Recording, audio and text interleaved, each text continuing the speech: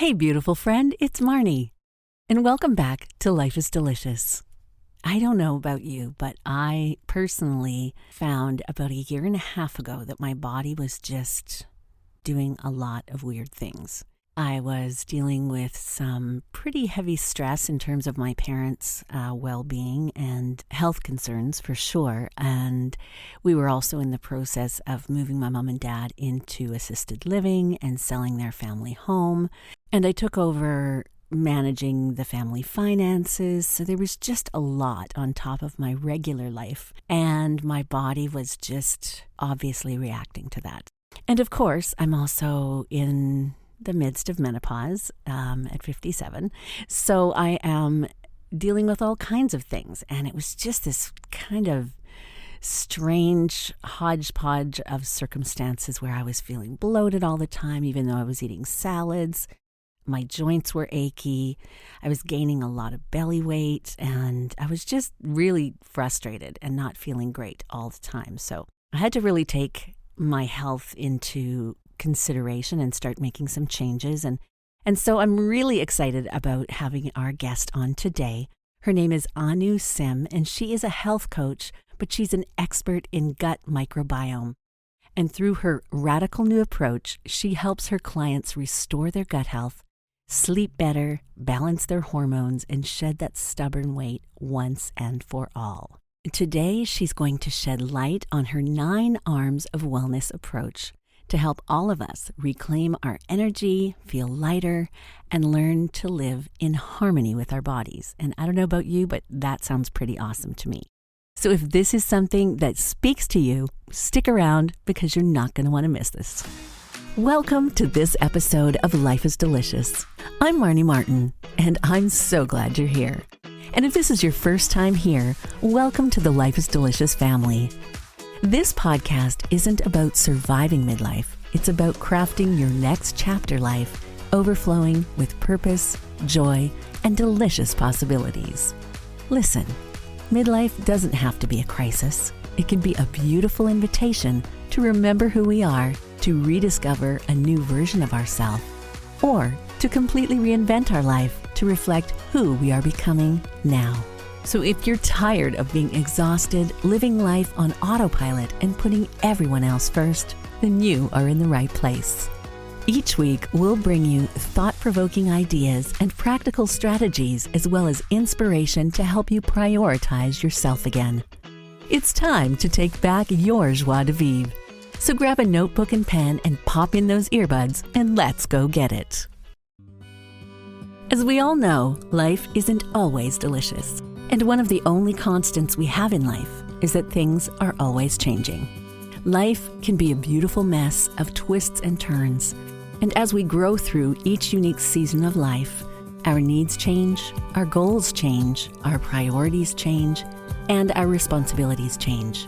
And sometimes when the really hard stuff shows up, as it inevitably will, we can find ourselves lost and without a clear direction. Sometimes that can happen when we've had a huge life transition, like a divorce or a diagnosis, or we realize that our babies are all grown up and ready to be out on their own. And sometimes it can be a subtle or not so subtle restlessness that tells us we're ready to step into a bigger, bolder, more authentic version of ourselves. But one thing is for sure, we can't transition into what's next happily until we get really clear about what's weighing us down, what lights us up, and what we truly want when our soul whispers its truth. Happy is Not an Accident is a guided journal created to bring you back home to your truest self, to remember who you are, and to give you a safe place to explore and reflect on where you've been, where you really want to go, and who you want to become now. With deep, inspiring prompts, thought-provoking questions, and powerful exercises to help you excavate your most authentic self, Happy is Not an Accident will be the daily ritual that you look forward to as you step into this next awesome chapter of life. Give yourself the gift of self-reflection and create this beautiful life of yours on purpose and with intention. Get your copy or one for somebody that you love at lifeisdelicious.ca/happy. Welcome, Anu, to the show. I'm so grateful to have you here. I know that there are so many of my listeners that will gain so much insight from your approach to wellness.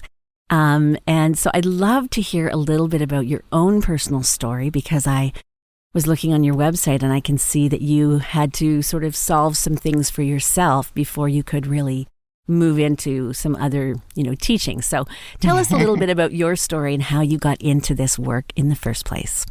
Thank you, Marnie. It's a pleasure to be here. And my journey, like a lot of people who, enter this kind of world, is really starts with our own struggles, right? Many, many moons ago, I was struggling with gut issues, didn't have clear answers. And I did the usual route, go to allopathic doctors in search of answers. And we're talking about a time when information wasn't readily available. It wasn't like I could just go on the internet and Google my symptoms or ask ChatGPT. So we're talking about a time when I had to literally kind of use my own background to figure things out, So like anyone else, I first went the traditional route. I went from doctor to doctor in search of answers. I got a lot of different answers, and suggestions.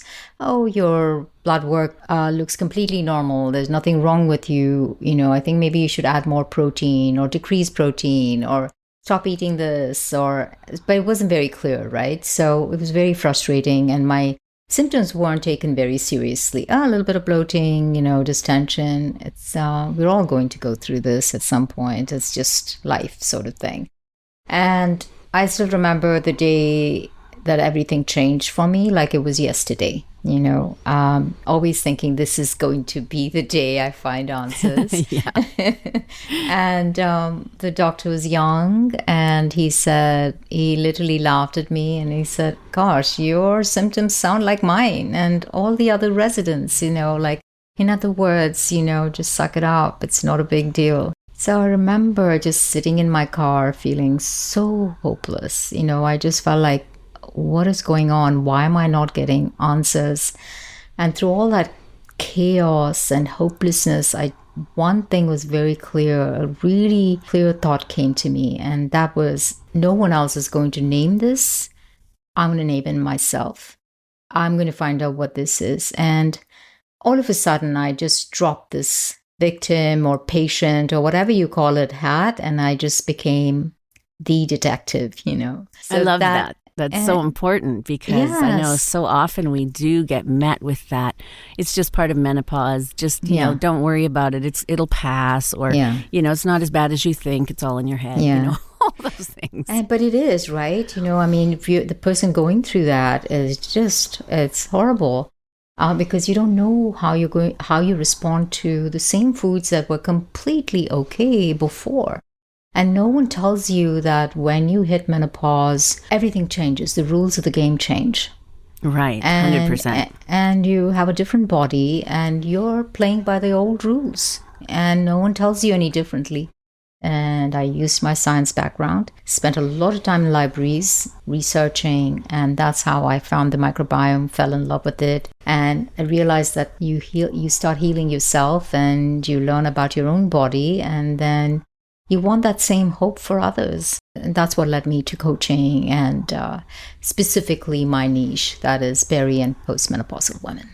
Oh, I love that. And I think that's so important. And I know for my own journey, same thing was going on with me, where I was, eating salad and gaining weight and feeling bloated, eating all this healthy food, and my body was just doing all these weird things. And I thought, this doesn't make any sense. And so I was in the same situation. And I think once you actually find the things that work for you, you become very passionate about saying, hey, you don't have to live this way. It doesn't have to be like this. Exactly. Let me tell you about it, So I love that you do that. And I really find the 9 arms of wellness that you have discovered through the process of this, I think it's fascinating. And I'd love for you to take our listeners through what those 9 arms are and how they affect all the different things in our body regarding our gut and menopause and all of the rest of the craziness. Yeah, absolutely. And again, just going back to my journey, and the one thing I realized was, yes, food is such a big needle mover. How you eat, when you eat, what you eat also becomes different. So as I went through this, I thought, oh my gosh, it's not just about that, is it? It's about how you hydrate your body, what kind of movement works perfectly for who you are, and how your body is, how you're tuned into your body. Sleep is monumental, mindfulness, how you show up in the world and how present you are to life, how you eat the food that you prepare, is as important as what you eat. So all of these things started coming up as like, I'm important, And then I really kind of looked at that whole thing that I came up with, and I thought, oh my gosh, there really are 9 arms that help someone kind of go from where they are to where they want to go in their optimal wellness journey. And it turned out to be so true as I took client after client through that. And of course, every client is different, right? Someone comes to me with highly stressed and have gone through restrictive diets and said, oh, I've tried everything, nothing's working. I wouldn't start with food. So that's when the arms really kind of lent themselves so beautifully. Say, well, it sounds like this is where I need to start with just some breath, some meditation, some kind of self-care, because a lot of us as women, we take care of others, but we're not very good at self-compassion. I agree. I agree. That's definitely a learned skill. Yeah. And so we coach around that. And so every client who comes in is different. And the 9 arms turns out to be a beautiful way to help each client and meet them where they are, rather than having this one entry point, because we are so bio-individual and so unique. I need to respect my clients and where they are in the journey. Yeah, and everybody's so individual, and some people need more things than others, and yet all of the components of the 9 arms, in some capacity need to work together, and yet, in maybe a different order for each individual person. Absolutely, yeah. So what is the first thing that we should probably be paying attention to most? Well, I think if you're talking about a woman who is in perimenopause or menopause, I really think one needs to focus on flourishing from within. Everybody wants to flourish, but I feel like if your body is not working for you, and it's working against you, then it's really almost impossible to look at even the word flourishing, because your gut health is so tuned into everything, your hormones, your brain, your immune system, your endocrine system, your cardiovascular system. So for me, the starting point is the gut. I love that, because I've actually heard in multiple instances recently, not so much in the past, but it's come a little more to light in the last, decade or so, that your gut is like your second brain. And that's how important it is and how much power it has over our health and wellness, right? Yeah. So talk to us a little bit about that. I have to just interject about the word flourish, and I know you've just written a book called Flourish from Within, but flourishing is such a great word, and I'm so glad you used that, because flourishing is, we talk a lot on my podcast about thriving in midlife and beyond, and flourishing is so much more than just your physical wellness. It's your mental wellness. It's all of the things combined together. So that's such a beautiful title for your book. I love it. Thank you. And Marnie, I really struggled with this, because when you write a book, and I'm sure you understand this as well, all of the marketing, all of that, people say, oh, you've got to be very clear about your message, and you've got to make sure that that's on the title, and flourishing is so vague. But for me, I just couldn't get past that, because this is the first question I ask my clients. What does it mean to flourish for you? So I couldn't let go of that at all. I said, I don't care if, even if one person buys a book and if that happens to really help and serve that person, I want to stick to what I truly believe. And I feel like flourishing has been something that we as humans have always looked at from the time of Aristotle, who really kind of looked at flourishing, So this is a question I ask my clients, and the answers are so varied. And it all depends on where you are in your life journey. Some people will say, oh my gosh, flourishing means just jumping out of bed, just ready to start the day, having the energy to do all the things that I want to. And others might say, gosh, flourishing means like I'm able to play with my grandchildren. Or another might say, oh gosh, I wish I could just go ice skating with my kids. I'm just so tired by the end of the day. So everybody is so different. I find the answers to flourishing so unique. The conversation has to start from within, from the gut, from making sure that every system is working optimally for any given client. So that's the reason I said, well, I don't care what people say. I'm going to stick to flourishing because this is what I see, right? Absolutely. And I love that you said that, because there is so much research, especially in the marketing industry, about, it has to be keyword friendly and all the things so that people can find you. I'm sorry, I couldn't think of it. But Yeah, exactly. And I had the same pushback a little bit with the title of my podcast, Life is Delicious. But to me, it was such a perfect umbrella for what I wanted to do with my podcast that I thought, I maybe it's not as searchable, but it just has to stick because it's who I am. So I'm glad you said that, because it's very true. You have to have what feels like it's your message. And obviously this is your message. So it's pretty special. Yeah. I would say food is number one. Food is number one. And food for me is everything, right? It's not just the stuff that you put into your mouth and say, wow, this is yummy, but it's your thoughts, your actions, how you show up in the world, all of them. Like in Eastern medicine, we call it ahara, or food, and that's perceptions, that's who you hang out with, that's just everything. It's pretty it's a representation of how you show up in the world. So that's a great starting point for me with my clients, because I find out what's missing, what needs to be, like, for example, if a client is really interested in changing their way of eating, oh gosh, Anu, I just want to eat healthier for me. We find all of that out. But let's say they surround themselves with people who are eating very differently. The chances of this sticking is going to be, I'd say, pretty dismal, because you are the 4 or 5 people you hang out with. So that community, that connection, the people you hang out with becomes so important. So we really start there. I ask questions about that.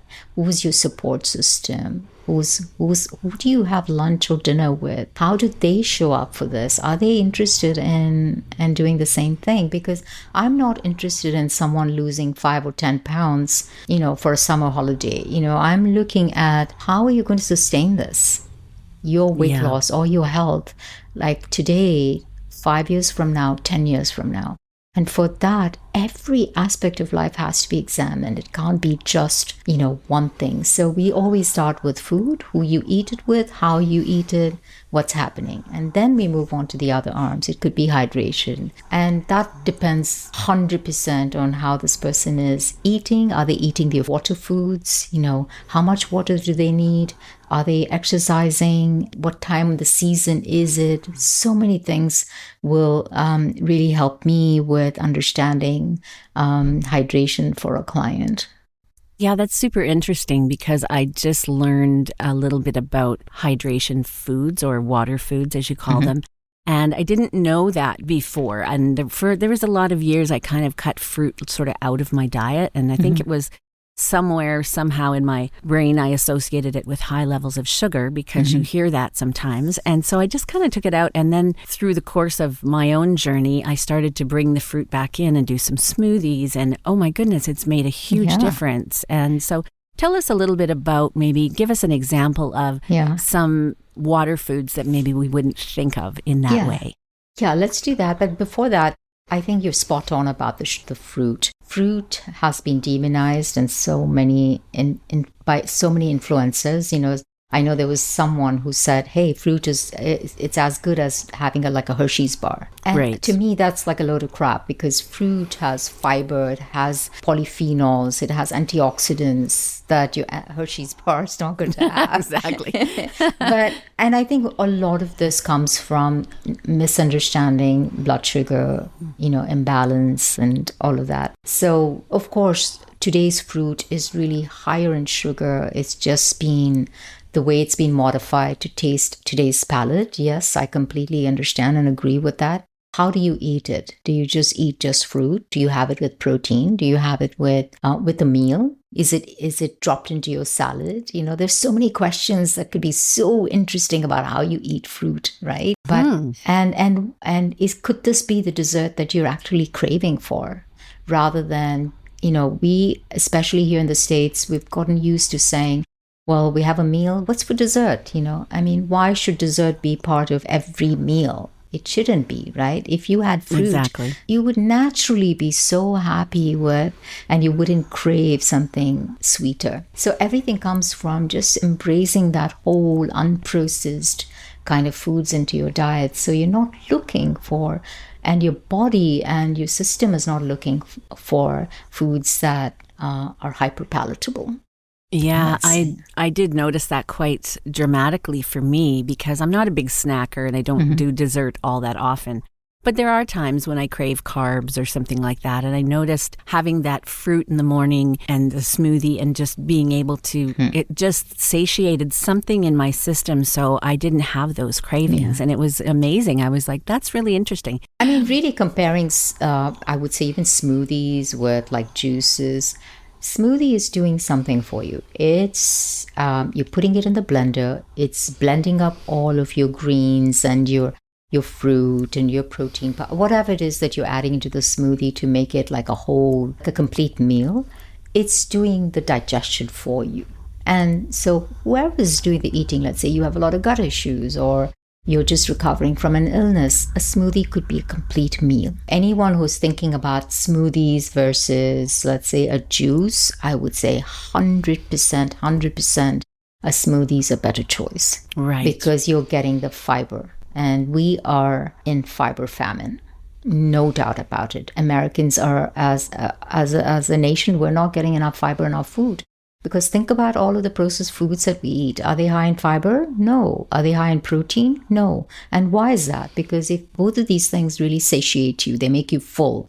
And does the food industry want you to feel satiated? No. They want you to have like 2 bags of chips or So we have to kind of think outside of that and say, okay, let me start. And I think it's wonderful, Marnie, that you're starting your day with a smoothie, because it is going to make you feel satiated. Even if the rest of the day is crap, if like, oh my gosh, I have to go to this dinner or that dinner, I'm not able to find a healthy meal. At least you've had a good start for your day. I had been so conditioned to not think that was good for me. But my body, the minute I started doing it, my body just 100% told me, oh, this feels so good for me. So I know that's the listening to the body part where you go, this, absolutely. When it feels good, you go, this is the right thing for me. And everybody's different, but for me, it's the right thing. Yeah. In fact, one of the things that my clients love is we call it a new smoothie. It's just a play on my name. I promise you, it's not an ego trip. They just came up with a name. and basically, it's like it's a formatted version to a smoothie. So you can just change up the different fruits and veggies, and you're going, instead of, having like 10 different smoothie recipes, you have a format and you follow the format. And the format really will kind of beckons you to just include different kinds of fiber, some protein, some good fats. Because we want to keep your food rules simple, especially with this whole social media craze. Oh, this is not good for you. Seed oils are bad. Beef tallow is better. Fruit is bad. This is good. How many things are we going to who are we going to listen to? I mean, it's really hard. So it is. And I think what you said about listening to your body and giving yourself the power to decide, this is the best thing for me because no one knows my body better than me. Oh my gosh, that's buying back your power. And nothing could be better than that. Absolutely. I love that. I agree 100%. So obviously you said sleep is monumental. So let's talk a little bit about sleep. Yeah, I think sleep is finally getting its due. My grandfather used to always say, sleep is the balm of life. I never agreed. I was always kind of one of those, just pulling all-nighters. But sleep is connected to everything. It's connected to your microbial diversity. Having a good circadian rhythm is connected to better heart health, better hormonal health. Even one night of poor sleep can have you searching for up to 500 calories more the next day. And I promise you, those calories are not coming from broccoli. Okay. So how does that correlate to not having a good sleep to wanting to have more cravings? How does that That's a great question work? Because, let's look at it from a microbial perspective. When we think about the microbiome, just a simple definition, we have microbes or these bugs in us, on us, but a majority, trillions of them are in the gut, mainly the colon, right? Right. They are doing a lot of behind the scenes work for us. They are producing some incredible metabolites.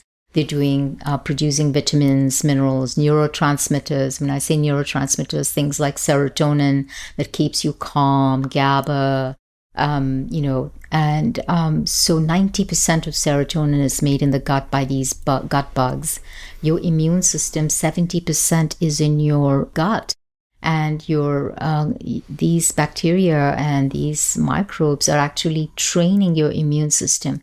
It is telling the immune system, hey, this is a friend. Be okay and be welcoming of this thing. This is a foe.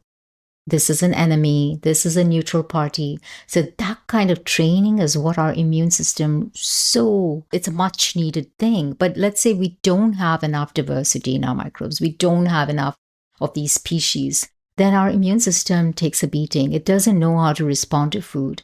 And that's one of the reasons we have so many allergies today. I never heard of when we were younger about peanut allergy or this allergy or that allergy. And today, I don't think any kid goes to school without seeing an EpiPen. So why is that all happening? It's monocropping. It's having lacking diversity in our diet. And so when that happens, even and if you compromise on sleep, for example, our microbes have a circadian rhythm very similar to ours. So if our circadian rhythm is all over, it's very erratic, they're going to be compromised as well. So that's where the gut connection happens. It's also gut-brain axis and the cravings for foods that are hyperpalatable, that dopamine response. All that happens when sleep is compromised. Wow, that's fascinating. Mm-hmm. And very complex. And obviously, there's a lot at play behind the scenes that we don't actually think about in our day-to-day life. No, we don't. But I think if anyone is really thinking about improving their sleep, I would say really focus on routines. Pick a time that is good for you. For some, it's I need to go to bed by 9:30. Others are you kidding me? There's no way. So let's say it's 11.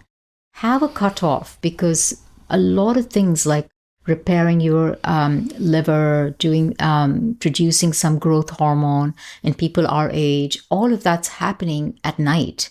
So you do need that optimal sleep and good sleep with good REM and deep sleep. So having a good routine and saying, I'm going to stick to this routine is important. And the first thing in the morning when you wake up, getting that sunlight and vitamin D really is so key to how you sleep at night. Yeah, I've heard that. And I do that for myself because I'm usually out in the garden first thing in the morning. Me too. and if you have your smoothie outside, and that's, that absorption of chlorophyll is even better. Oh, that's interesting. Yeah. I came across that study and I said, okay, that's what I'm doing in the garden with my smoothie. Yeah. Well, that sounds like a pretty good morning to me. Yeah. So what about movement? Let's talk about movement. It's very personal. I think as long as someone is moving, someone is using it as a way to be active, I think that's all that matters, really. If it's someone we're talking about postmenopausal women, then I would say lifting weights is so important because sarcopenia is a real thing. Losing muscle is a real thing, especially post-menopause and for women and for men too. So holding on to your muscle becomes one of the most important things. It generally depends on where you are in this journey called life. But other than that, I would say pick something that is sustainable. Like if you like dancing, find a Zumba class or a Pure Barre or something like that. It needs to be sustainable and consistent. That's the only thing I feel with movement, And I always think that movement should also be joyful. Yes. Not something we torture ourselves through. Absolutely. Because we think we're supposed to. Because I think it doesn't matter it's like you say with the food. It's if you make this beautiful meal, but then you rush really fast to eat it or eat it standing over the sink, that's going to impact how your body perceives it and processes it. Mm-hmm. Same with exercise. I think it's the same thing. If you're torturing yourself to do something that you absolutely hate, no, and then you're going to have just a different body response. Right. So I think and the thing is, exercise can be a eustress, but if you don't like it, it could actually up your cortisol to a point where you go into fight or flight. So I always think of it that way. Enjoy the movement. Find something that fits your lifestyle. Mm-hmm. Awesome. Well, this has been such a great conversation. So tell us a little bit more about your book. Give us a little bit of an insight as to what readers could gain from reading it. I know you just told me today that it only dropped 3 days ago, and it's already -- 1 in 3 separate categories. Yeah. So congratulations on that. That's fantastic. Thank you. The book is about the microbiome. I was headed to a conference and the Uber driver said, "What is this conference about?" And I said, "It's about the microbiome." And he said, "What is that?" So that's sort of just kind of really helped me design how the book needs to be. It needs to be language that everyone can understand, and I hope I've done that. So there are 3 sections in the book. Section 1 is all about the microbiome. Section 2, I propose a diet, not for you, but for your microbes. So you can pick the protein that you want, the fats that you want, but really feed your gut bugs the fiber that they need. So it's a lot of a variety of plant sources that really help you get a lot of these prebiotic fibers, fermented foods that not just nourish them, but because you have a symbiotic relationship with them, meaning you scratch my back, I scratch yours, you end up benefiting from feeding them what they want. And finally, the last part of the book is just lots of recipes that are, and I by no means am I this amazing chef, and I don't even claim all that. I just, it's based on this is healthy for you. So try it, that sort of thing. Yeah. Oh, I love that. That sounds like it's going to be amazingly helpful and insightful for a lot of people. Like you say, there are people that don't really even understand that gut connection. Yeah. So that's where it all begins. Thank you so much for spending some time with me. And if you would like to maybe just tell our listeners where they can find you and where they can find your book, and I'll make sure I add all of that into the listener show notes as well. Thank you, Marnie. Yeah, my book is now on Amazon, so you can find it there. You can find me at 9armsofwellness.com, and on Instagram, I'm at 9armsofwellness, the number 9. Perfect. Thank you again for being here. Thank you, Marnie. I hope you enjoyed today's episode. I hope it inspired you or motivated you in some way to keep going and to create your very best life. Want to know what to do next? Share this episode with someone that you love who maybe just needs a little more delicious in their life. Join my free Facebook community over at Mindset Mastery for Midlife Women, where like-minded women come together to support and inspire each other, and where we get to hang out together. And I offer cool bonuses, videos, and some extra content. And lastly, don't forget to subscribe so that when new episodes drop, they'll be queued up and ready for you. In case no one has told you today, there's not one person on this planet that is exactly like you. And the world is a better place because you're here. So thank you for being here. I'll be back next week, and I hope you'll join me right here on Life is Delicious.